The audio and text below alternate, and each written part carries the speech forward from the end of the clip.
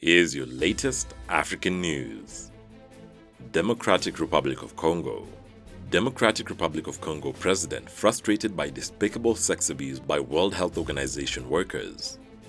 Congolese President Félix Tshisekedi has called for a frank judicial collaboration in the case of sexual violence committed by World Health Organization agents in the Democratic Republic of Congo during the response to the Ebola epidemic, an official source said Saturday.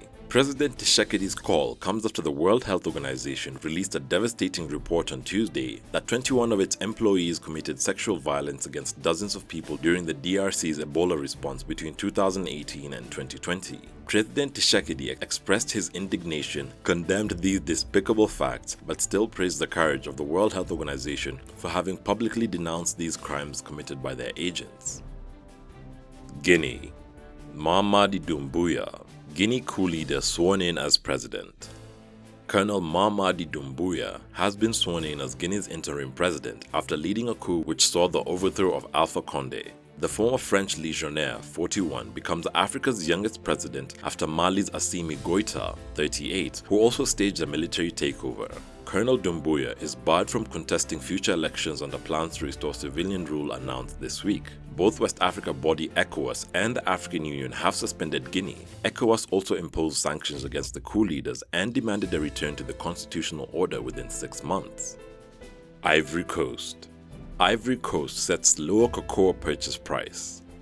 The purchase price of cocoa to farmers in Côte d'Ivoire, the world's leading producer, has been set at €1.25 per kilo at the opening of the 2021 to 2022 cocoa season, a drop of 17.5%, the Ivorian regulatory body for the sector announced Friday. During the previous campaign of 2020 to 2021, which coincided with the presidential election of 2020 in Côte d'Ivoire, the price paid was €1.52 per kilo. An electoral price had denounced the opposition. This Ivorian campaign starts after the establishment a few months ago by Côte d'Ivoire and Ghana, two West African countries that account for about 60% of the global cocoa, a body designed to ensure a remunerative price for farmers and ensure sustainability of the cocoa economy. The two countries have introduced the Decent Income Differential, DID, a premium of $400 per ton over and above the market price to better remunerate farmers in West Africa. In Côte d'Ivoire, the DRD, which came into effect during the previous season, has enabled nearly €762 million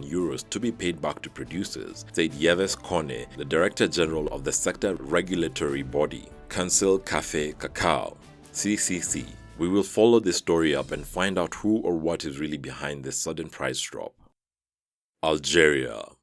Algeria recalls ambassador over Macron insults.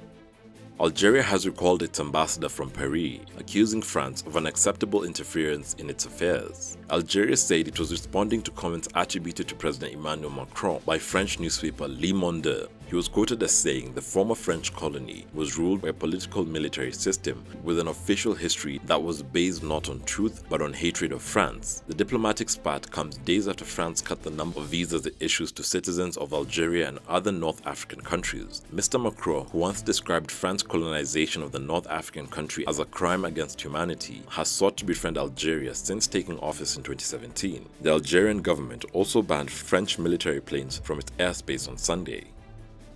Ethiopia. Expelled UN officials violated security agreements.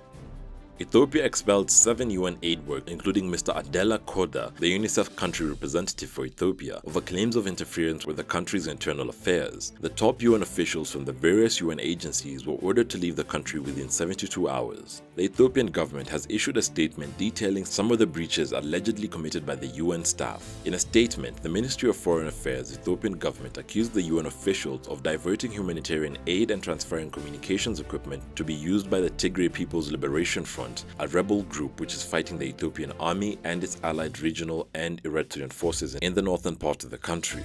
It also accused the UN officials of violating agreed security agreements and for continued reticence in demanding the return of more than 400 trucks commandeered by the TPLF for military mobilization and for the transportation of its forces since July 2021. Mali. Mali takes delivery of Russian helicopters, Lauds partnership.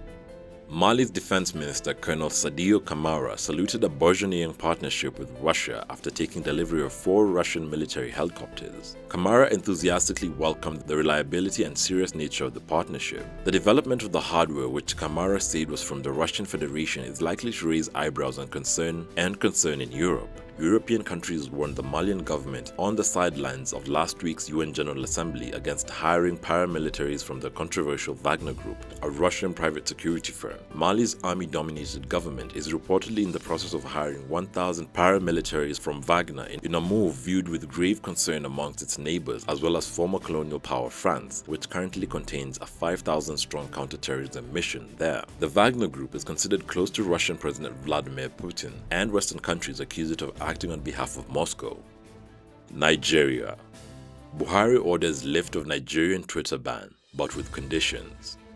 President Muhammadu Buhari has announced that the ban placed on microblogging site Twitter in June 2021 will be lifted, saying he regretted that some users have misused the platform to organize, coordinate, and execute criminal activities, propagate fake news, and promote ethnic and religious sentiments. Twitter needs to meet the Nigerian government's 5 conditions before the suspension of the social media platform will be lifted, including that Twitter must pay attention to national security and cohesion, registration, physical presence, and representation in Nigeria, dispute resolution, and local content. The government had suspended Twitter on June 4, 2021 after it removed a post from President Muhammadu Buhari threatening to punish regional secessionists. Nigerian officials denied that the ban was in retaliation for deleting the president's tweet.